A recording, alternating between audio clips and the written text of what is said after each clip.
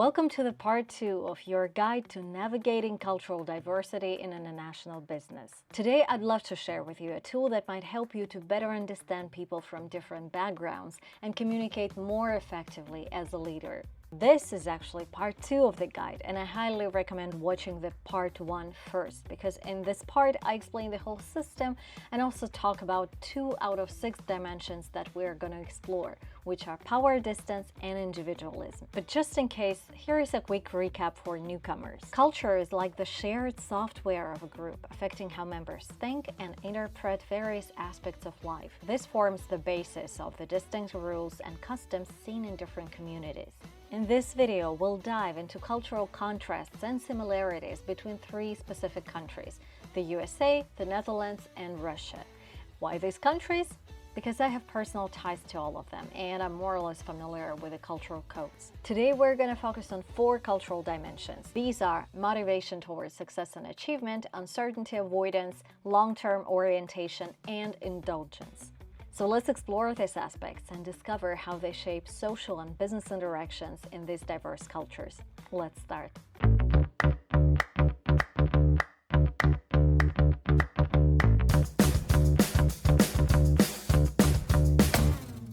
And our first dimension today is motivation towards success and achievement. A high score on this dimension indicates that the society will be driven by competition, achievement, and success, with success being defined by the winner or best in field. That's a value system that starts in schools and continues throughout organizational life. A high score then indicates that the society is decisive. A low score in this dimension means that the dominant values in society are caring for others and quality of life. And such societies are called consensus-oriented. A consensus-oriented society is one where quality of life is the sign of success and standing out from the crowd is not admirable. The fundamental issue here is what motivates people: desire to be the best or liking what you do. You can also say that this dimension comes down to this: do you live to work or do you work to live? And when I moved from Russia to the Netherlands, I first was shocked at how differently these 2 cultures treat work. In Moscow, for me and a lot of my friends, work was everything. I would work long hours at the office and then go home and develop my own business. I know that a lot of people would argue, and obviously that depends on a lot of factors, so whether or not you have family, your age, your position, but I can tell you this for sure. It's nearly impossible that once the clock hits 6 p.m., everyone just shuts down their computers and go home. Plus, in big cities, you'll also spend 1 or 2 hours getting home, and that leaves little time for any hobbies or family activities. I mean, over 17 years, I've been to the park like 10 times, and it's neither good nor bad. No, when you think about it, it's bad. But imagine my surprise when I moved to the Netherlands, a country with a totally different work-life balance. I mean, people here work a 3 or 4 day week and still make a pretty good living. They're home by 5 p.m. Of course, it's not a bad thing. From the psychological standpoint, it's very sane.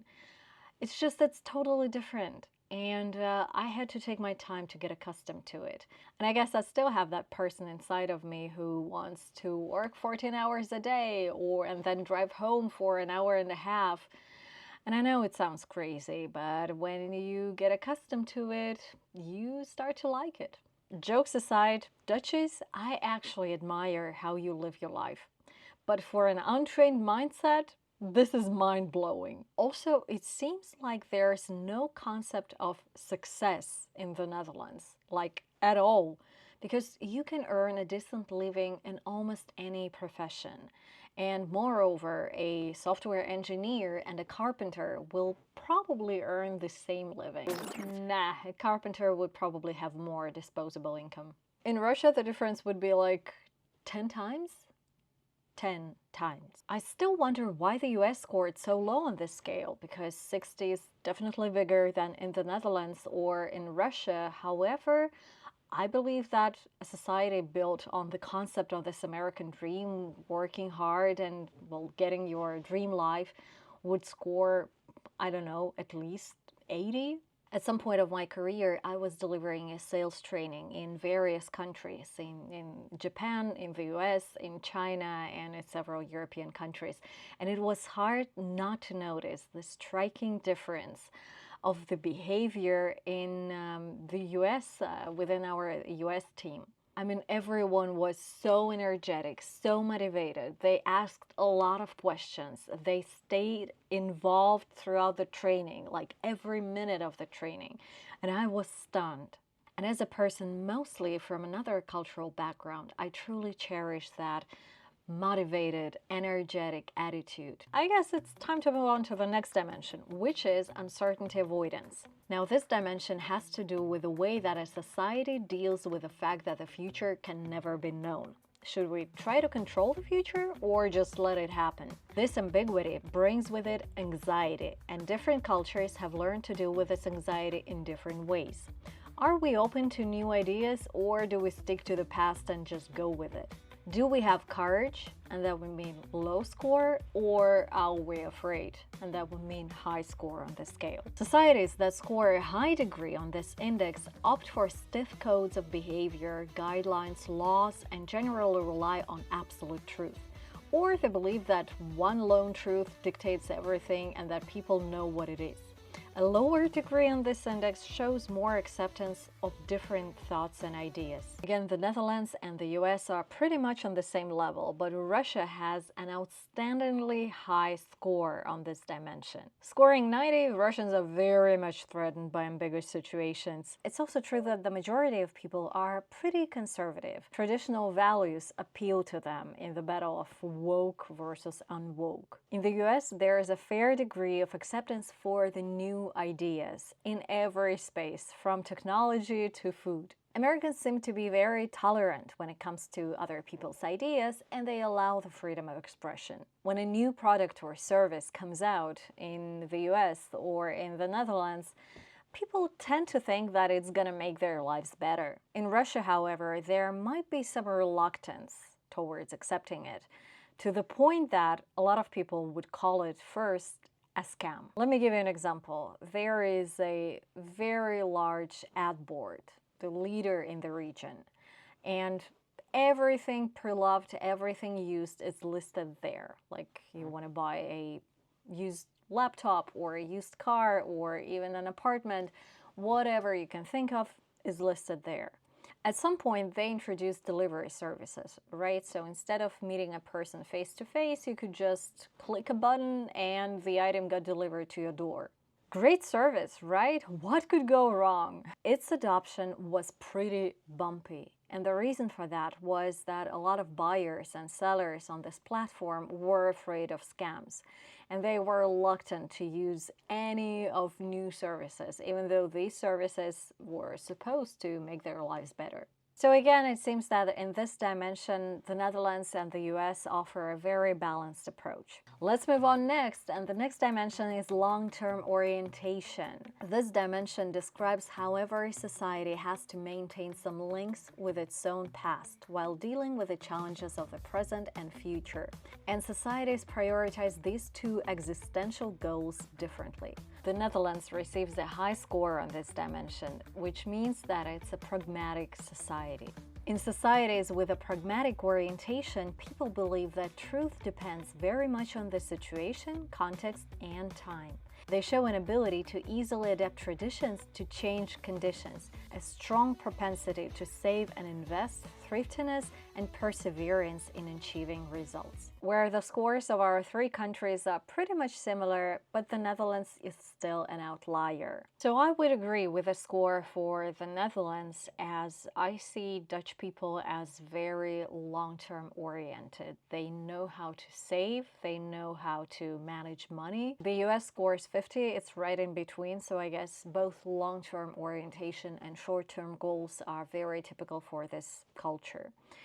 However, I don't quite agree with how much Russia scored, but I guess this framework doesn't take post-2022 reality into the account, because otherwise Russia would score 5 or maybe 10 on this scale. I mean, the forms of government in this country change once or twice a century, And then every time that happens, a significant group of people are deprived of everything they have. And it happens in 3 days with no prior notice. How can you make plans? So in this dimension, it's really hard to make comparisons. But to give you an idea what a long-term orientation looks like, let me give you an example of a country that scores 100 on a scale of 100. It's Japan. Japanese see their life as a very short moment in the long history of mankind. From this perspective, some kind of fatalism is not strange to the Japanese. You do your best in your lifetime, and that is all you can do. In corporate Japan, you see long-term orientation in the constantly high rate of investment in R&D, even in economically difficult times, higher own capital rate, priority to steady growth of market share rather than a quarterly profit, and so on.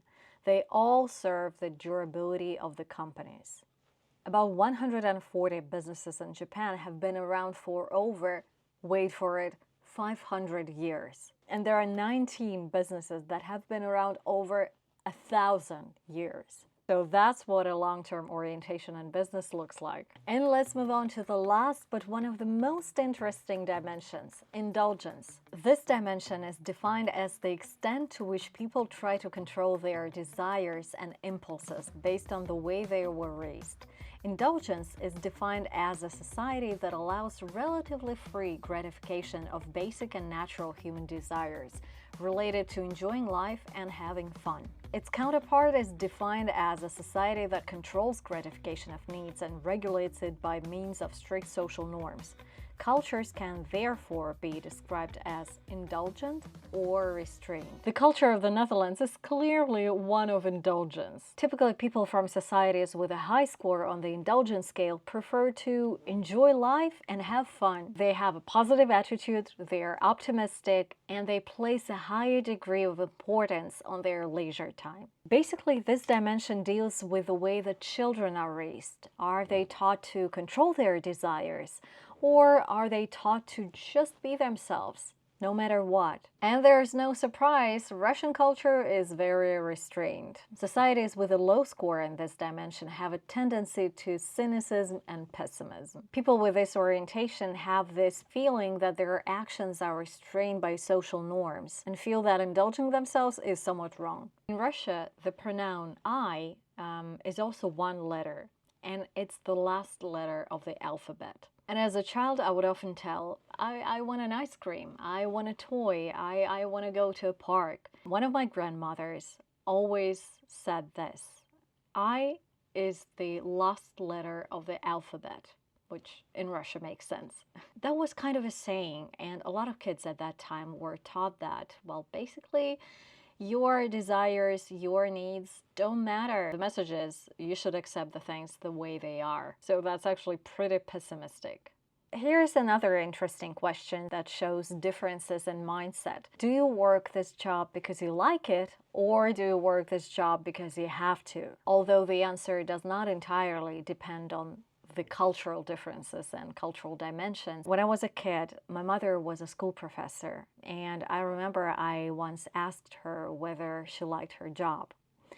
And I can't forget her answer because I really expected her to say yes. Instead, she replied, how can I like it or not like it? It's a job. Now I realize that getting a job that you want and love is highly unlikely for a post-Soviet mindset. On a job interview, you are often asked, like, why do you want to work for this company? Or why do you want this job? And for recruiters in the Netherlands, it's pretty evident that the person will say something like, because I like doing it, because that's what I love to do, because I want to work in this field. But I know that there are various cultures in which saying or even thinking something like that is highly unlikely. It's very important to consider the scale, especially if you're an expat looking for a job in another country, because the whole recruiting process can be absolutely different to what you're accustomed to. I'll definitely create another video on the recruiting process here in the Netherlands, so if you don't want to miss it, subscribe to the channel. If you made it till this very moment, like the video and leave me a comment. What do you think about this system? Where are you from? And how have you experienced the cultural differences in business or personal life? Thanks for watching and see you next week.